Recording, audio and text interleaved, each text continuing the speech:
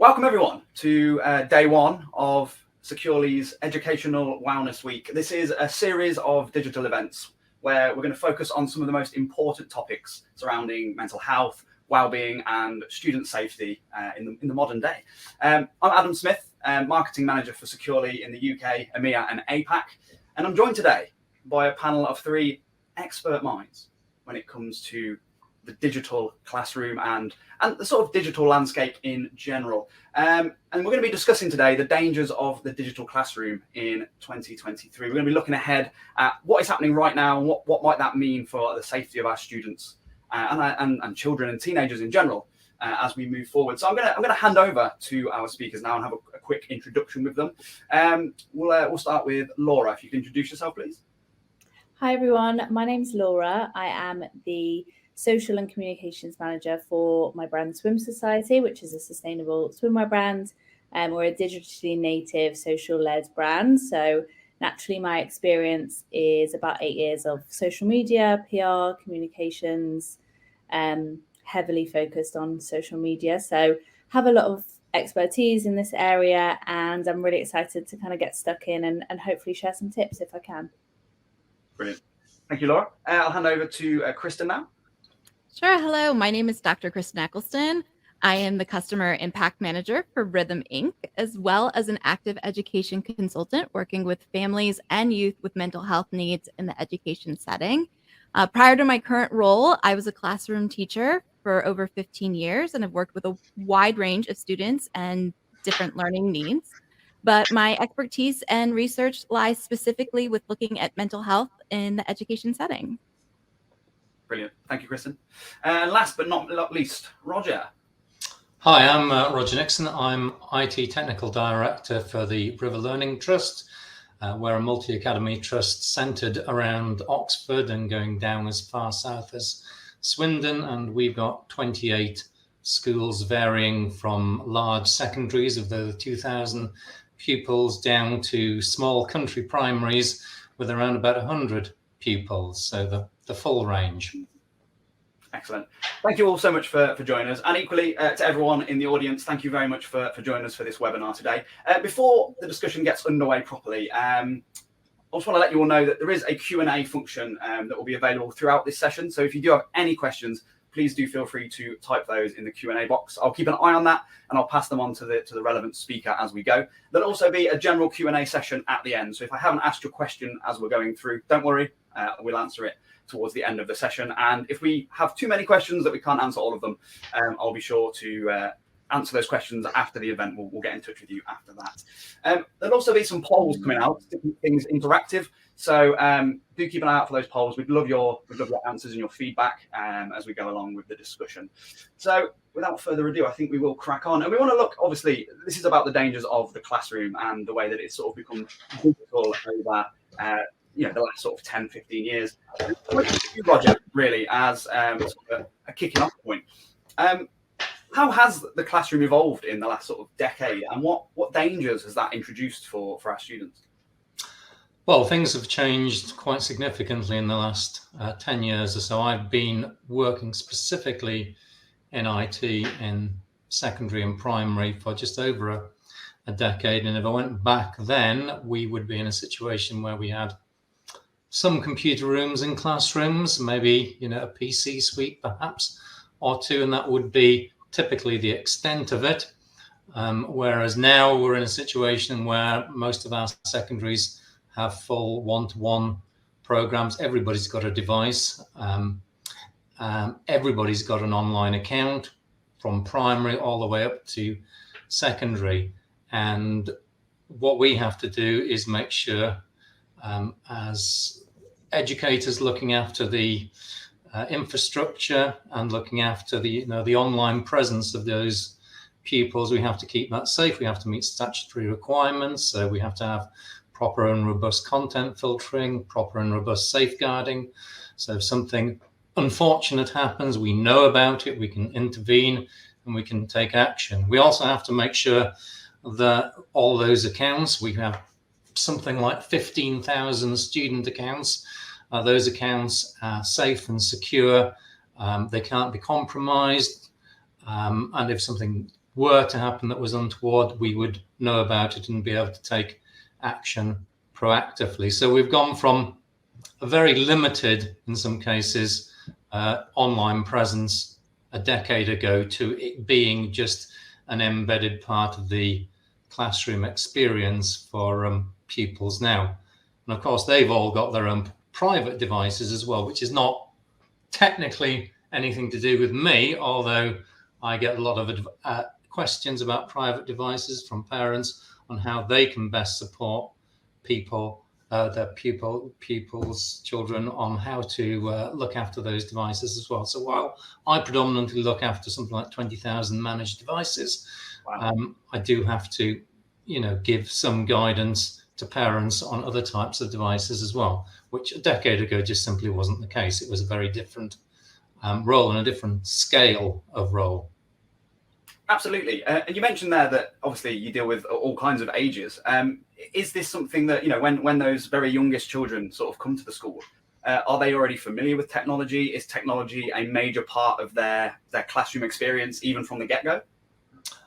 Yes. I mean, we started a new primary school last year, just been open a year. So they just had the youngest year groups in there. And they had sets of devices that children could use when it was appropriate to do so. So tablets and Chromebooks and the like. And, we have QR codes to log into them so they don't have to type. So all of that is in place. And, it's used not like all of the time, but only when it's a useful tool and it enhances the learning. So it's not, something that's used all of the time. It's only used when it's appropriate to do so. But yeah, it's from the earliest years upwards. Yeah, that's interesting. And do you find that for the most part, the children are familiar with these sorts of devices already, or are they being introduced to them, in the most part at the school, do you think? Or it depends on the device and it depends on the child. So some of them come very clued up on how to use different types of devices. Some of them, we have children that come from a whole range of backgrounds. So some of them won't have seen a device before. Some of them will have used the device from a very, very young age. So it's highly variable. Yeah, I have a nephew and niece, both 3 years old, and my nephew thinks everything is a touchscreen, so he tries to sort of swipe your TVs and those kinds of things. And then my niece picks up everything and says hello into it, thinking it's a phone. So it's definitely I think it gets ingrained in their heads. And I think speaking about their heads and their mental health, I'd like to come to you, Kristen. This is still relatively new ground, I think, for all of us as to what effect the introduction of this technology has on children and their mental health. So from your perspective, how do you think children's mental health has fared as a result of this sort of change and evolution? That's a great question. When people ask me about children's mental health, I always say there's no one thing that you can quite put your finger on. There's so many things that are kind of creating this perfect storm, but technology is definitely one thing that needs to be considered. Our children have more access to more information than they have ever had before. And where there's some really great things about that, being able to look up things for a project or a test, there's definitely some negative things to that too. We're seeing children who have reduced physical activity, which is then leading to increased depression, increased anxiety, and just an overall lower well-being, which is really sad when you think about it. And then there's things like sleep disruption that comes. A lot of kids are late at night on their phones, feeling like they have to be glued to it, that they have to be able to answer every text, every Instagram post, everything. And so sleep patterns are then being disrupted. And we know that sleep is critical to our overall well-being. And then there's the concept of social media. We only ever post the wonderful things that are happening, right? Our trips that are happening, the cool things that we're doing. So it makes kids feel like they're missing out or their life is not what they think it should be. And then it creates self-esteem issues. It also impacts our relationship development too. I think back, I'm kind of old, right? If I wanted to talk to a friend, I had to pick up the telephone. I had to call. Most likely a parent answered the phone. You had to be cordial with them and ask, can I speak with so-and-so? But now it's just all texting or typing or not having to do any of that kind of social communication that we used to have to do. So there's so many things that we have to consider. how it's impacting emotional development. Is it impacting empathy? What type of information are our children being exposed to? And is it information that they are psychologically ready to handle? I personally have worked this year with a lot of students who are young elementary school age students who have dealt with hospitalizations and suicidal ideations at ages that I don't even remember being aware that those concepts even existed. And you can't help but wonder, is some of that things that they're being exposed to on the internet or in technology in general, and are these kids ready for some of that? So I definitely think there are impacts that have to be considered when we're looking at the current state of student mental health. And do you think as a result of these changes that we are, and also the speed of those changes that we've sort of seen, do you think we are in a position to kind of even understand the sort of the kind of the depth or the breadth of kind of the effects of technology? You know, you just kind of hit that on the head right there with the speed, because everything that we always kind of test, right, always comes through research and things that we're putting into place to try and understand better what's happening. But technology is changing rapidly. Think how often you're replacing your phone, right? Because the new and the latest, greatest version has come out.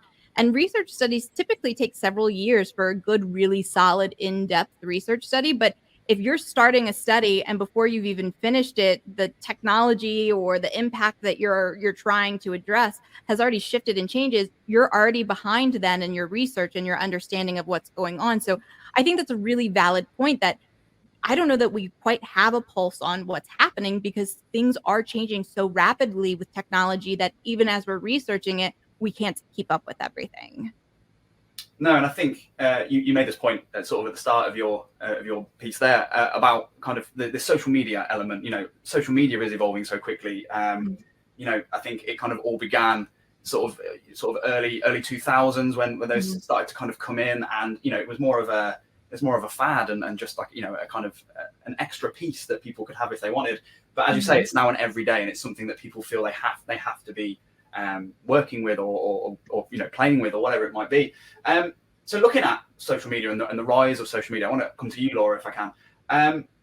It's made its way into the lives of children and teenagers more so than sort of anything before. I saw an interesting point once that we've like a mobile phone has now become one of those things that we won't leave the house without. It was kind of previously it was maybe like a watch and you know, like glasses, like very few things that you take with you everywhere, but actually the mobile phone has now become that. But because of social media so much, from your perspective then, what do you think are the biggest dangers of social media for children and young teenagers? It's a very good question. Also, I am very guilty of my phone being my prized possession, so I'm very much that person. But I mean, just with me generally, I wouldn't have a job. I wouldn't be in this job that I'm in without the rise of social media. So I probably was leaving school, like leaving A levels, just as social media really started to creep in and become such a kind of impact in my life. And then through university, obviously it massively grew. But actually, when I was at school, particularly like before I started to do A levels, social media was very much like you say, it was kind of an add-on thing, but it wasn't something that everybody was on. So I think, I mean, the rise, like Kristen said as well, the speed at which we've evolved, particularly with different apps. I mean, obviously, originally we kind of had the boom of Facebook, now Meta, then it moved to Instagram, and now we have this huge boom of TikTok, which is predominantly kind of popular with a younger demographic. And I think the dangers are just that it is quite limitless. And obviously there are tools and kind of things that you can put in place to protect yourself. And, you know, I personally have time limits on some apps so that I can kind of shake myself into, okay, you spent too much time on TikTok today, it's time to move away, whether that's from a professional or personal point of view. But a lot of times there are ways that we can, you know, overcome those limits, and often it kind of transcends into something which you don't really realize. I think that's the other thing. If you're, you know, spending a certain amount of time watching a TV show, you very much recognize that time. You think, God, I've been watching this TV show for 6 hours. I think with social media, it's so ingrained in our life, we kind of have lost that ability to realize how much time we're actually spending on social media in particular. And obviously for children and for students, it is such a big part of their social life. It's such a big part of their friendship groups. It's such a big part of, you know, their kind of standing within a classroom or within a friendship group. And we have to kind of, you know, break that connection, I guess, and just find ways to kind of remove ourselves from social media being the be all and end all. Because I think for a lot of children, students, I know when I was a lot younger, that very much was the case. And I think that's probably the most dangerous thing. And I guess the thing that we have to kind of learn to come to terms with and find ways to break that connection. Yeah, and I think, you know, it is such a big part for young people, because they might see, for example, adults on their phones. You know, you just walk around a town or a city or wherever, and, you know, everybody's got their phones out, whether it's taking photos, whether it's, you know, calling someone, or just seemingly on it, sort of tapping away. And that kind of brings me to things like trends and social media challenges. You know, especially with TikTok, you know, it's brought rise to these challenges where everyone tries to do the same thing in a different way, or kind of get their own spin on some sort of, you know, dance or other. Do you think these are some of the most dangerous elements of social media in the modern day, these kind of challenges? Absolutely. I think that the danger with challenges, and particularly trends on TikTok, is they rise drastically and then completely drop off. So the window of time, so as a brand, if I look at a trending sound or a trending like dance, whatever it is, I know that I've got a very short space of time in which to capitalize on that from a brand perspective. So if you look at that from a personal perspective, you're instantly pressurized to take part in something. You maybe actually, if you sat down and thought about it and had a little bit more time, perhaps it's not something that you actually really want to do or want to participate in. But when everyone around you is then doing it, and the time pressure, you know, is very there, it massively impacts your kind of ability to make a decision, which is probably something actually a decision you don't really want to make, or in normal circumstances would say, actually, that's not for me. And I think trends can be so dangerous in the sense of, particularly when we're talking about TikTok, it's very hard to control something when it grows so exponentially. So even with the owners of TikTok and the kind of moderators of the app, they find it really difficult to control a trend before it becomes kind of so dangerous and so explosive on the app. After, you know, a couple of days or so, they'll find a way to kind of control certain words or certain, you know, sounds or whatever it is that they notice is connected with that trend. But in some cases, it's quite difficult to get a hold of because it rises so quickly. Absolutely. I mean, you know, we refer to it as viral content, and it is that spread like a virus, so kind of quick and kind of out of control. And, you know, especially when, as you say, the demographic that it's aimed at are young children. Perhaps, you know, we're not even aware of these things before, you know, before they've already seen it for a week or more.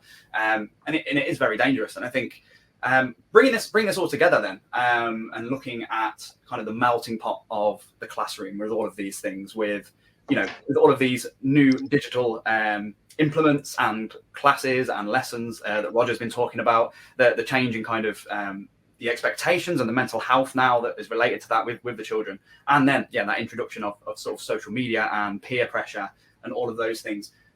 Let's talk about kind of the dangers of the digital classroom. What do we kind of think is going to be, or going to continue to be, sort of the biggest danger or the biggest threat? I'll give that to Roger first. Well, I think schools, multi-academy trusts like ourselves have a responsibility to create a safe online environment for students. So accepting all the TikTok and Snapchat and all that goes on outside of school. None of that's allowed on our school accounts. So we create an environment where they can talk to each other, and they don't have a choice but to be civil to one another. And if they're not civil to one another, that's automatically picked up and flagged to somebody.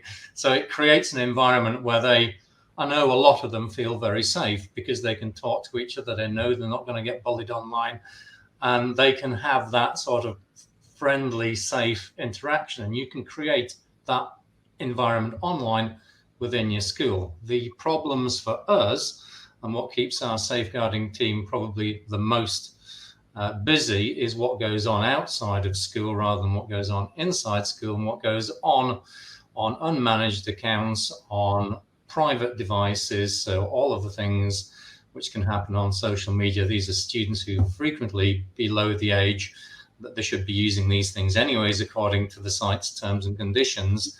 Right. And from our point of view, that's very difficult and sometimes almost impossible to police, because I can't go on to Snapchat and say, give me access to this person's account. It doesn't happen. Whereas if it's something that's happening in school and on our school accounts, then it's the school's responsibility, and you should jolly well be able to say that this student's been on this site and has sent this message and so on. It's all totally transparent, and the students know that. So the challenge for us, which I don't think there's any easy answer to, is what goes on outside school, what goes on on those unmanaged accounts. And part of the answer to that is a continual dialogue with parents and guardians in terms of educating them about what their children might be up to, because some of them, I think, don't have the experience, they don't have the guidance, they don't know how to police their own children's devices, not the ones that we're looking after, the ones that they need to be looking after, and they don't often, and therefore they need to be educated on, okay, this is how you need to be talking to your children about how to keep safe online on that mobile phone that you spent 300 quid buying. Do you know what they're getting up to on it? And this is how you can know what they're getting up to on it. And that's a continual process of education. And I think for our safeguarding teams, that's often where a lot of the time is spent, rather than in the environment that we've created in school, which is a very safe one. Absolutely. The dangers associated with what's outside of school. Of course. And I think, Kristen, I sort of wonder, this kind of puts us in an interesting sort of catch-22 where, we give the children the devices at home, so they're not feeling left out, perhaps because all their friends have them, or it's kind of just the thing to do. They see everybody on TV and all their adults in their life on these devices, so that's often why we do give children these devices younger. But do you on the flip side, if you don't give it to them, they go to school and they're perhaps outcasted or ridiculed or seen as some sort of outsider because they don't have that. What do you think kind of the solution is here? What's sort of the best path, and how is this further affecting the mental health of students? Absolutely. So I think to answer kind of the last part of what you said is, I think it impacts the student mental health in the sense when it's just open for business, like the internet is just open and you can look up whatever you want to look up, then that's when you have to worry about, depending on the child's age, are they being exposed to information that they're just not psychologically ready for? And every child is different. One 10-year-old is not the same as another 10-year-old. And as a parent, it's kind of up to you to know your child and know what they're ready for. But that's you as a parent being able to make that decision. When it's up to the child, then they're being able to expose themselves to whatever information they want, and that can be really damaging if it's really complex adult situations, or sometimes even if you're watching a friendly YouTube video, you get an ad for a movie or for a different thing that just pops up naturally, and there's no control over that, and that can be impactful to a child. But going back to the idea of the different devices, I do think that being aware, cognizant of, I want to make sure that there's equity, that a child who might not have access to a device has access to it. But I think it's important for there to be kind of boundaries as far as what they have access to. One of the biggest things that constantly pops into my mind, and this was a conversation I had with a peer recently, was thinking about the concept of, well, if these kids know that it's a school computer and they're being monitored, why are they looking up certain things? Or why are they, Googling different keywords that could be a trigger or an alert of some kind? But I guess the idea is, if those are children who don't have access to private internet connections or devices at home, and this is the only device, I mean, curiosity is going to happen and you're going to be aware of it. So is this now a privacy thing? Is it not a privacy thing? Is it good that we know it? There's so many unknown. We're in such this unknown territory of what is the right thing and what is the wrong thing. But I think ultimately, if we're trying to make these decisions with children's mental health on the forefront and what is the best solution for children, that is at least where I think we have to go for now. Why we're trying to understand the long-term impacts of everything. Are we protecting children? Are we putting boundaries in place? Is Is it so much to invade privacy, or is it to make sure that they're not being exposed to things that could be detrimental in the long run? And so there's so many rabbit holes to go down with not a lot of great answers right now. But I think at least for now, making sure that we're setting those boundaries and putting them in place for children is the most important thing. Absolutely. You make a really interesting point about children knowing that they're being monitored, but still searching for things anyway. As part of sort of Securely's products, we offer a thing called Aware, a product called Aware, where we can kind of monitor sentiment analysis and understand like what individual children and students are going through. And sometimes we found that they will actually use that as a place to shout out, to kind of reach out, because they know somebody is there, and maybe they're being bullied or they're feeling sad or depressed. And it's a way for them to reach out. And I think, you know, as you say, there's a lot of kind of unknowns and questions about, you know, about this sort of monitoring and all that kind of thing. But it can only be good to sort of know what our children are looking for, so we can kind of get ahead of these things, so we can help to enforce, you know, positive behaviors, or to teach them the right things. Laura, do you think there is, as far as you know and you're concerned, do you think these social media platforms that children are accessing on personal devices in the classroom, on the playground, or outside, and then bringing it in, do you think there is enough sort of safety and security in place for children to really be using these platforms now? I think it totally depends on the app. If you look at, Kristen, you mentioned YouTube, they do have an entirely children-centered platform, which is YouTube Kids. And that means that you only get ads that are, you know, appropriate for children using the app. So they wouldn't have access to the wider world of YouTube, but it is basically centered around delivering children's content. So you'll get a lot of like young creators on there as well. There's lots of YouTube videos of people unboxing toys these days, which my nephew absolutely loves to watch. So at least then in that platform, that gives you a sense as a parent or as a carer, as a guardian, that sense of security, knowing that they can't go anywhere, you know, untoward while they're in that app. Same with, I guess, you know, tablets. There are a lot of kind of parental control features that you can put onto the actual device, which obviously Roger will know a lot about. The difficulty comes with newer apps. I saw that somebody actually mentioned TikTok in the chat. There aren't an awful lot of parental controls on TikTok, but you can control a lot of different trends or sentiments that come up on TikTok. So you can remove certain words and block the content of certain searches or trends or words that come up on TikTok. So potentially, if you're setting up an account for your child or somebody that you're taking care of, which I would definitely recommend as a parent or guardian, is to set up that account with them and kind of make sure that you're well aware of how it works.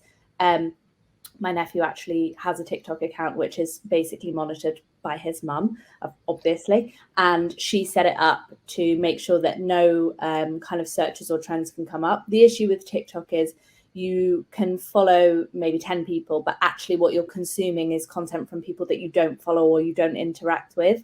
It's just if you continue to watch lots of TikToks about Disney, for example, which I do regularly, you would then get a lot of Disney-based content. So I definitely say if you're setting up that app for a child, just make sure that you're able to kind of have access to their For You page, maybe occasionally. It doesn't have to be a daily look at what they're consuming. And for me, I think that's probably on the line of an invasion of privacy, because you're not seeing anything too personal to them. You're not, you know, reading messages or seeing any conversations they might be having with their friends. You're just making sure that the content they're consuming is kind of what you'd expect. There's nothing too alarming. There's nothing that you're concerned about. And it still stays within that line of just, you know, parental kind of care and control, rather than, you know, potentially an invasion of privacy, which can become difficult.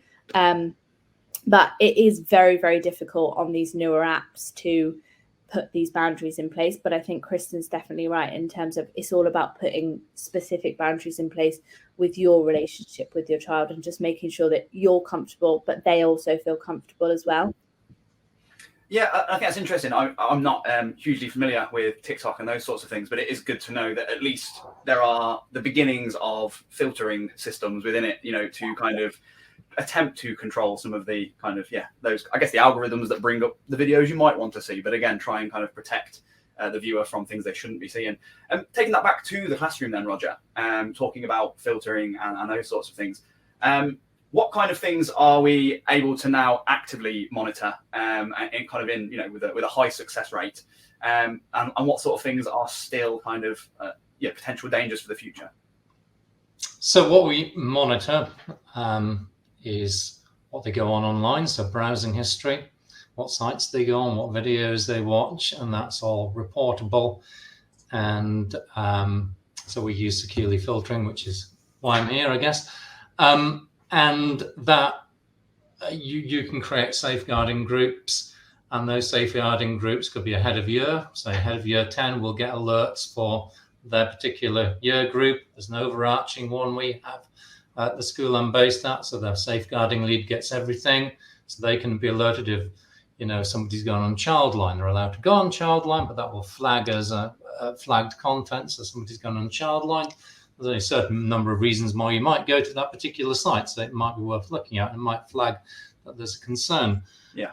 So there's browsing history and what they're going on online. So what they're typing in documents gets scanned as well, not just text, but images. So if anything like that gets flagged, and we tend to put that at a very high confidence level, because the low confidence level will bring up Shakespeare and people getting decapitated and things in Shakespeare, which is what happens. But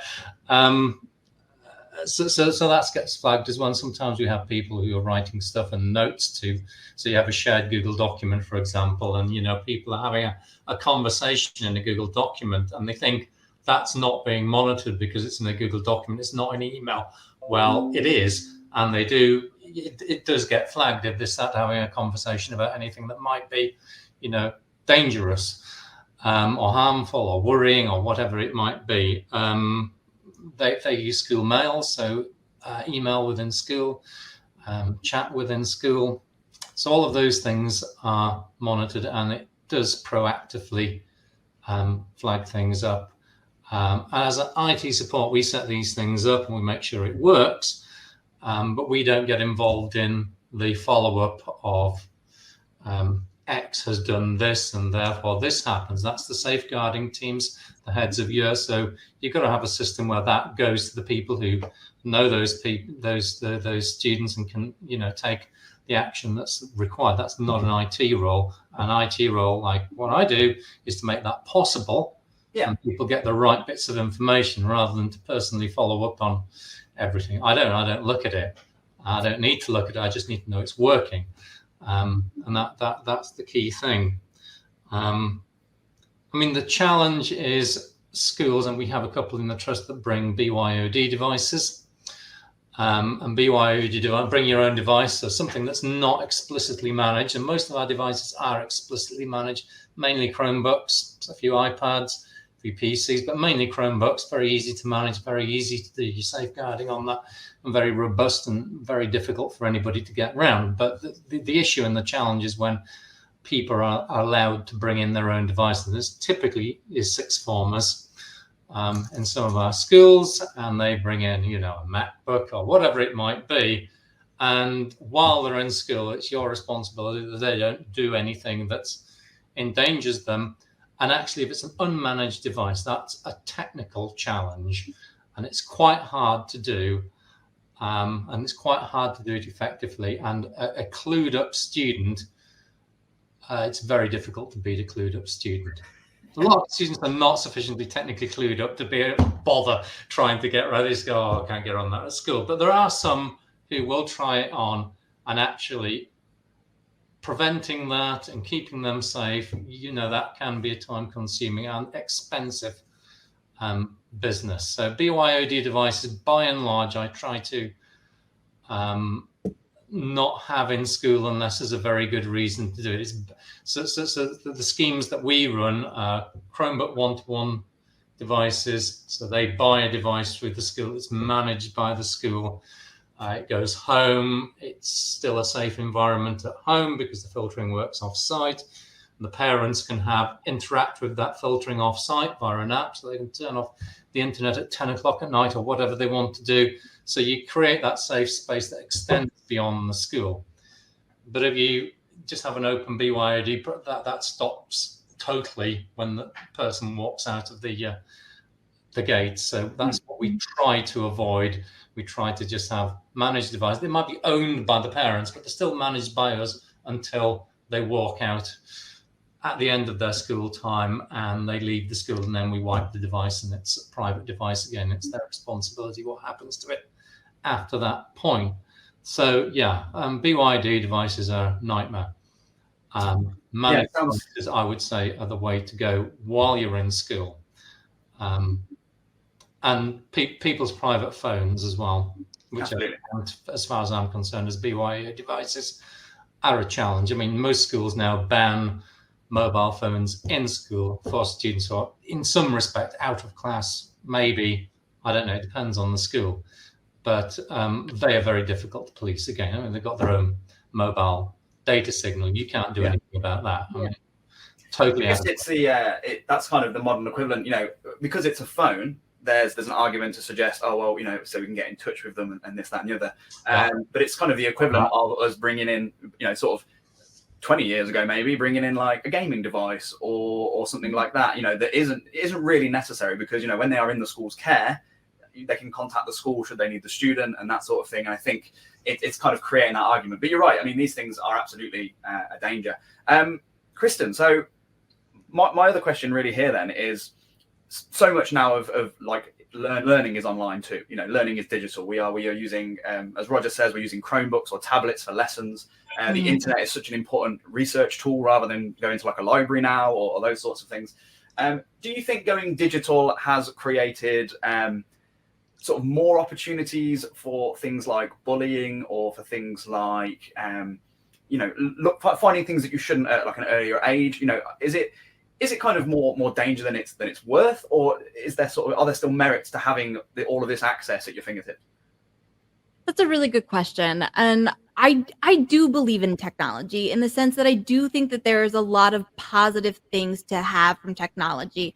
On TikTok, even, there's this big movement right now about people who are neurodiverse, so ADHD, autism. And I think a lot of people who fall into that category for most of their life felt very alone, didn't realize that there were so many people like them. And here you are now, because of social media, you have a community of people who are coming out, speaking their truth. You're feeling connected. You're feeling, okay, I'm not as alone. And I think there's some positive things to be said about that. But on the other hand, there are those dangers still in place that are there. Kids do have access to things that they didn't previously have access to. They're learning about buzzwords or different things that I think sometimes then are used as a crutch, or not being used appropriately because they're concepts that they're not so familiar with. And I'm not saying one specific as an example, because there's so many that I think are out there, and kids just learn about these things and then they try to use them to their advantage. I also think that there's a level of addiction that happens at times too. I think I read a study recently where 72% of teens and even 48% of parents feel the immediate need to respond. And Roger was talking about bringing those cell phones into class. And I know here in the States, at least, that's been a big issue here in the States, and teachers don't necessarily take them away from students because that causes a litany of other issues, but it's really gotten almost like a safety blanket type of feeling that students have. And so there's that addiction piece. So it's so hard because, like I said, there's so many positives. The company I work for, Rhythm, is an ed tech company, and what they do, it's all about checking in with students' mental health and mental wellness, and it's using technology to do it. So on one hand, I'm like, oh, thank goodness technology, because this is such a powerful thing and is so needed, and it's helping to capture students who are in crisis before it gets to that crisis point. But on the other hand, social media starts fights out in the community that then get brought into the school, or they are ongoing, or that's how bullying or messages get spread, is via social media. And then there's some social media apps that you can put something out there and then it immediately disappears after people have seen it, so there's no way to trace it. So it's almost like having to find a balance in the scale, because there's so much positive but there is so much negative.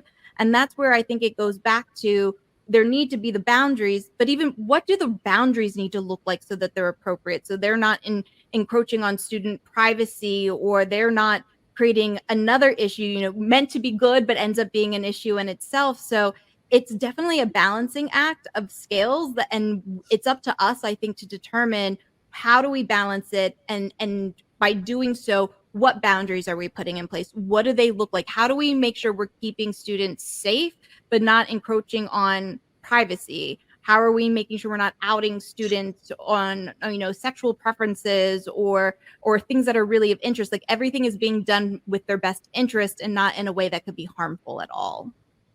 Absolutely.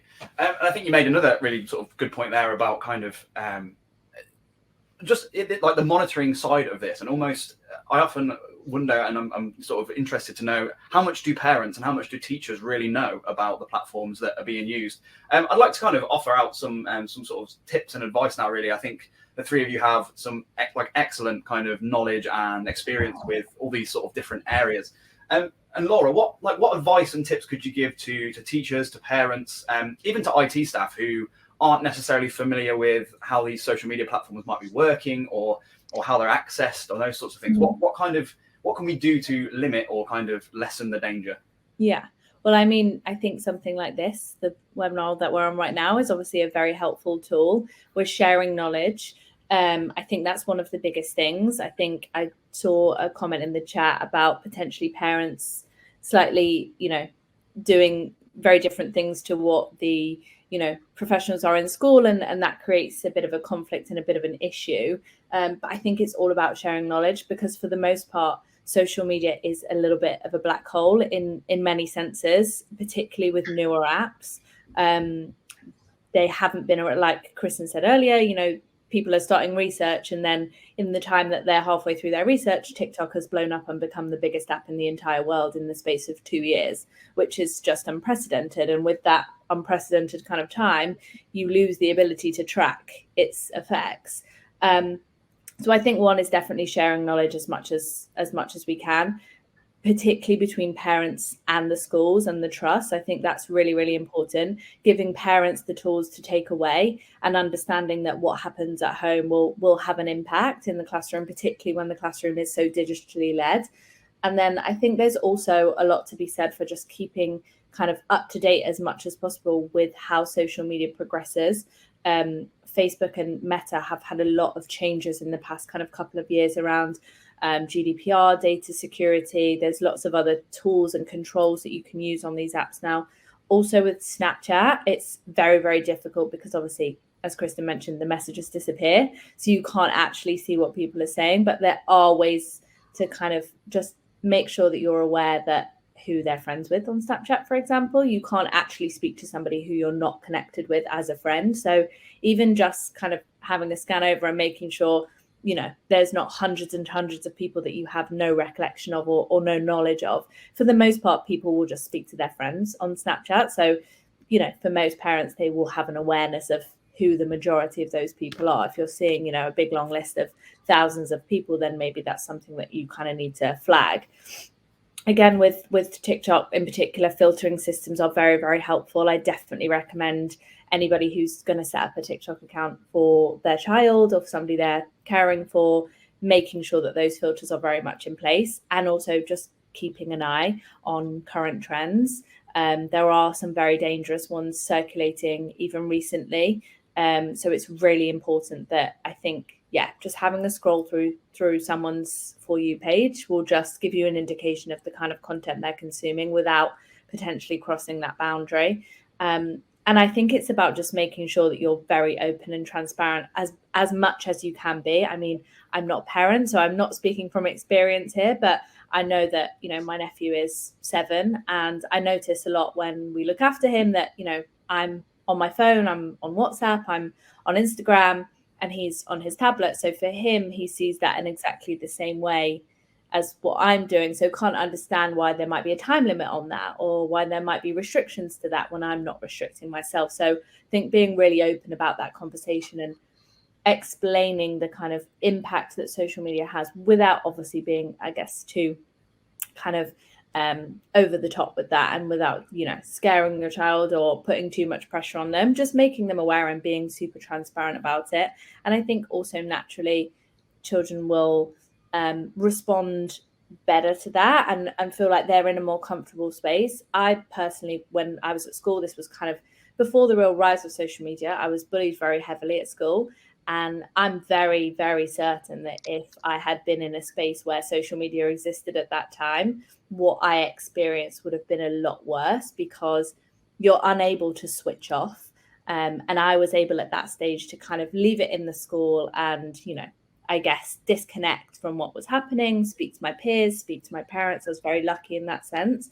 Not everybody has that opportunity. So it's about just making sure that, as Kristen said a few times, which I definitely think is the most important point to take away, is just making sure those boundaries are set, making sure that they work for you as an individual. Everybody's going to have different boundaries. Everybody's going to have a different understanding, but moving those boundaries along as things develop, you might find that there's more parental controls increase. You can, have a little bit less control and you're comfortable with what your child's consuming on YouTube or whatever it is. But having it as a moving process, there is by no means a one size fits all approach, and there's by no means a definite answer, but just being open to that and being, aware of it, I think is the most important thing.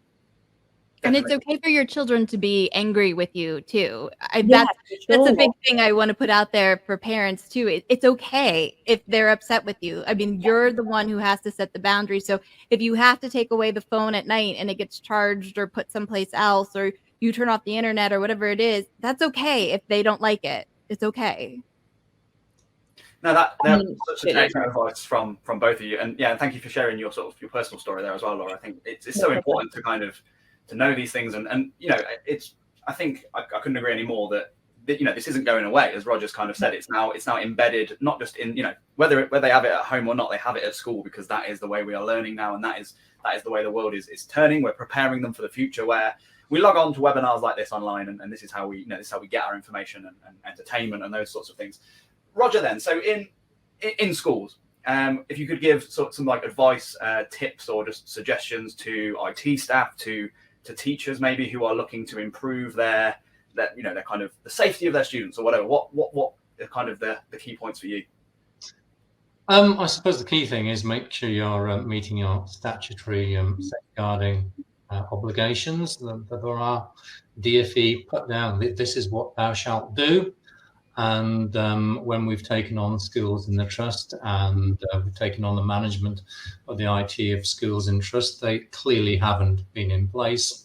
And therefore, in the worst cases, I've found schools that have next to no content filtering whatsoever. This is networks that children are going on, often very young children. It's quite inappropriate. So make sure you're meeting the basic requirements. And make sure the people who would need to know when something's not going right, i.e. a child is doing X action, does anybody know about that? Is it just being blocked and nobody knows about it? Or is nothing happening?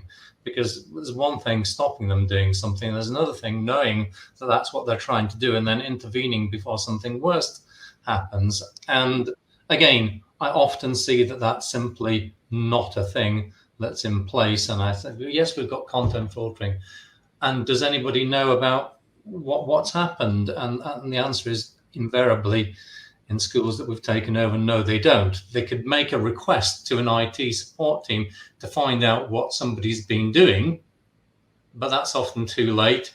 And they don't get an alert that that's happened in the first place. So those basic things, I would say, make sure you have in place, because otherwise you're not fulfilling your statutory sort of safeguarding obligations. And then you can go beyond that, and because we use Google Workspace for education, but the same sorts of things in Office 365, you can set up rules to protect people in terms of who can share what documents with what. So we have 28 schools. We don't particularly want secondary school kids sharing stuff with primary school kids which are on the same Google Workspace. So we have rules that say thou shalt not share a document outside of this particular school. So you don't get that crosstalk between schools, which could potentially, if you've got an 18-year-old talking to a 4-year-old in one of our primary schools, you've got a potential safeguarding issue, I would say there. Yeah, definitely. And you can put in rules which are not particularly to do with content filtering, but to do with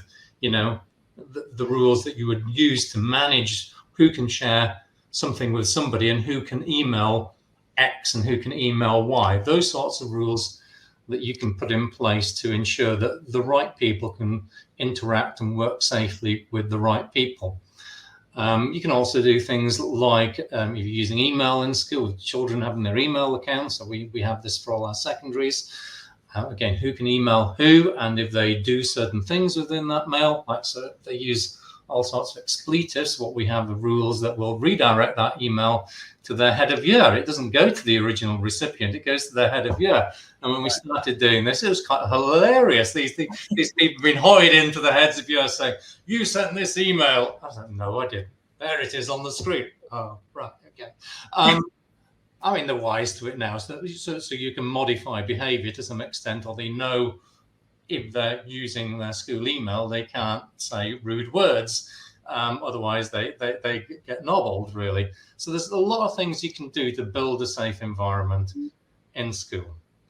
I think what you've kind of highlighted as well there is it's not just about prevention, with things like your firewalls or your filters, but it's also about being proactive. It's about kind of almost finding those trends, finding how IT is a lot about anticipating what can go wrong and then thinking, well, how do I stop that going wrong before it actually goes wrong? Now, you can't anticipate everything, and I get new things all the time. Oh my goodness, they're trying to do that. And then you have to think of a way to remediate that. But oftentimes you can think, well, these are the things that they're likely going to have a go at, and these are the things that could potentially cause an issue, and what can we proactively put in place to mitigate that. And there is quite a lot of that in IT, and the same goes in sort of good security practice and stuff like that. It's thinking about what can go wrong and then doing something about it before it does go wrong. And just very quickly then, Kristen, to kind of finish this sort of tips and advice section, from I guess a parenting perspective, kind of looking at how you, or a guardian, or even for teachers, what would your advice be to like how to approach these sorts of conversations with the students to kind of, I guess, monitor or to kind of allay any of these issues? I think it's important for us to be transparent to the degree that we can be with children. I think instead of just saying, no, you can't have access, or I'm taking your phone, explain why. I'm going to take your phone, I'm going to put it away because it's really important to your development and your health that you have the opportunity to take that break from technology, or that you get outside and that you play, or that you have opportunities to learn in different ways. So I think having conversations with children is important. I think oftentimes as adults, we know why we're doing what we're doing, but we don't necessarily express it or let children know why we're doing what we're doing. And I think that's where that disconnect for them comes from. And I would tell teachers, tip-wise, it's important to keep a blended classroom. Make sure that students are having different opportunities to learn. It shouldn't just be digital. There should be manipulatives. There should be whiteboards. There should be paper. And the technology should really be used as a way to get kids engaged so that you are then freed up to be able to go around and support children. And then I think parenting-wise too, again, those boundaries, I think it's great if kids come home, there's an hour when they get home before they're allowed to do any kind of screen time. They have to play, they have to be outside, they have to do something physical, so that it's not in this mentality I come home, I start playing my computer games until I go to bed type of thing. Because I feel like it's good to make sure that they are aware that there's more than just technology to interest them and engage them with. I think that's great advice. And I think there is this, as you say, it's okay for your children to be angry with you. I think because of course they're going to want to go on their tablet and play a game, or watch some YouTube Kids, or whatever it might be. But to kind of to instill those sort of guidelines yourself. So I guess in that respect, we have kind of a twofold protection in schools. We have these actual sort of tech boundaries and filters and the systems that are analyzing sentiments and those sorts of things. But then within the apps themselves at home, we have, as Laura referenced, these other filters and those sorts of things. But then the actual human filter, the kind of and that sort of thing. And I think a combo of those things will hopefully lessen the dangers. Sorry, Adam, to interrupt you. I just wanted to add one that I actually just thought of. I saw a comment a little bit further up about data protection and sharing data. Okay. If you are using a device, an Apple device, which is above iOS 13, I believe it is, they released an update which gives you the option to not share so much data. If you haven't already updated, you'll be able to do it, but it will show you a pop-up that asks you if you want to allow the app to track your activity. Most people will just click allow because they think that they can't use the app if they don't click it, but you can actually say no, don't track it. And that just means that you won't be served ads on that app. It won't take data from that app to filter into other platforms. So potentially on a children's device, you are able to go into the settings of the device and basically for every single app say that you don't want it to be tracked. So that's just something I kind of thought of as I was reading the chat. So hopefully that's a wonderful piece of info to have. So thank you for that.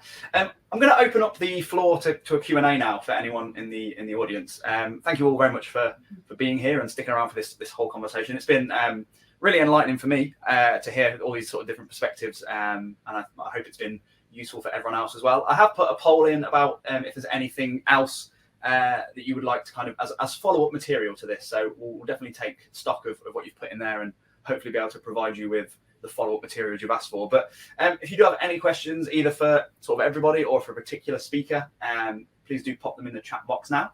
While I'm waiting for those, I am going to use this time to promote our other webinars that are coming up as part of Educational Wellness Week. So tomorrow we are hosting a session about how to be proactive with the mental health of pre-adolescent students. There is I guess a misconception that mental health is one of those things that only happens to people when they get to a certain age. You know, it's not something that they suffer with or is a problem kind of in those earlier years. But a lot of data is suggesting that is absolutely not the case, that mental health is something that we should be addressing far younger and being proactive with. So that's tomorrow at 12 p.m. BST.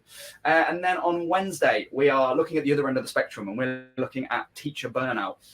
Statistics coming out from both the UK and the US are suggesting that the teachers as a job role are experiencing burnout and mental health issues far above any other job role across the board.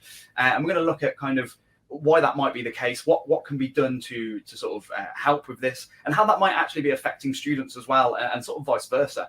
And I think really all these conversations are going to sort of pull together to give us a great kind of perspective on educational wellness, really. So yeah, do come along to those. You can still register for those now. They're on our big marker page.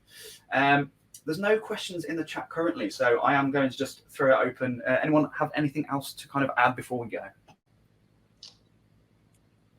I'll just quickly add that one of the biggest things that I have seen that's come across with students that I've been working with is just this concept of technology addiction. More and more parents come to me on a regular basis about what they can do about technology addiction. So if that is the case for anybody who's listening, you're a parent, you're a teacher, and you are working with a child who seems to be addicted to technology, I think it would be important to start helping them get the supports that they need in place for any addiction that you might face, so that they realize how technology can be used in positive ways, but how it can also be being used in negative ways, so that overall, as this child grows and develops, they don't get sucked into this world where they're not able to interact outside of technology. I think that is a wonderful point. We have got one question here now. Do any social media platforms take the issues of children on their platforms seriously, or is it just lip service? I guess we'll pass that to Laura, maybe. Very good question. I would say it's very difficult because we don't really know what goes on behind closed doors. The social media marketer in me would say that there is a lot more information now, and I think previously a lot of social media sites had been monitored to the stage of like younger children weren't necessarily accessing them as much. I think now that you've got the rise of things like Snapchat and TikTok, where they are predominantly a younger, like preteen, even younger than that audience, I think some of them do take it seriously. I think you have to judge it app by app. Personally, I would say a platform like YouTube has much more to gain as a brand and as a business by being very safe and by making sure they have a whole different platform for children, because their revenue is solely based on, the amount of ads that they can serve you.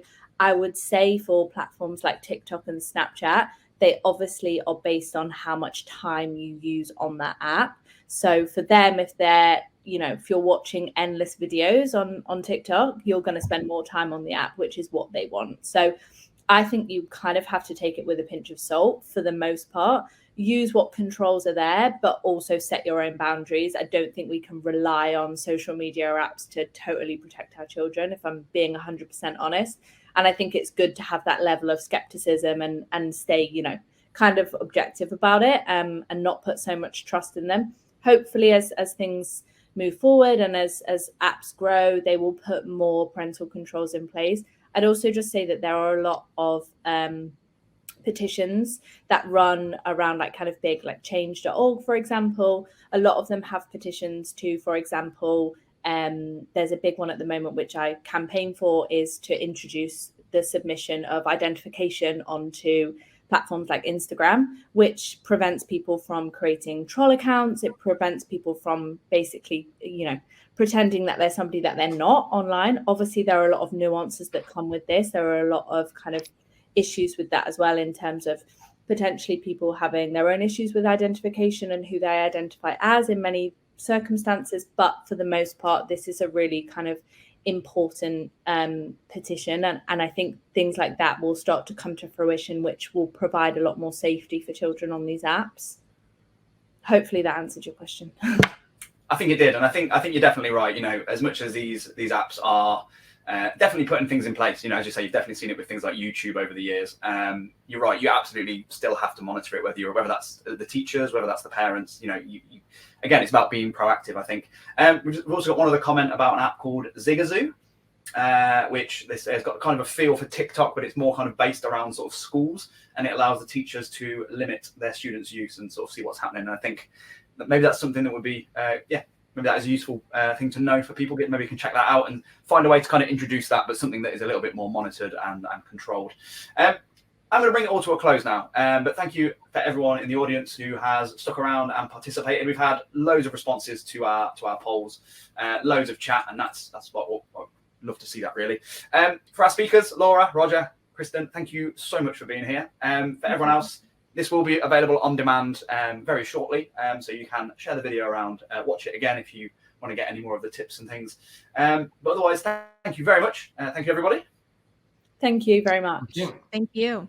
And we hopefully will see a few of you at our other webinars as we move forward. Take care. Have a great rest of your day. And again, thank you very much to our brilliant speaker panel. Thanks so much, everyone. Thank you, everyone.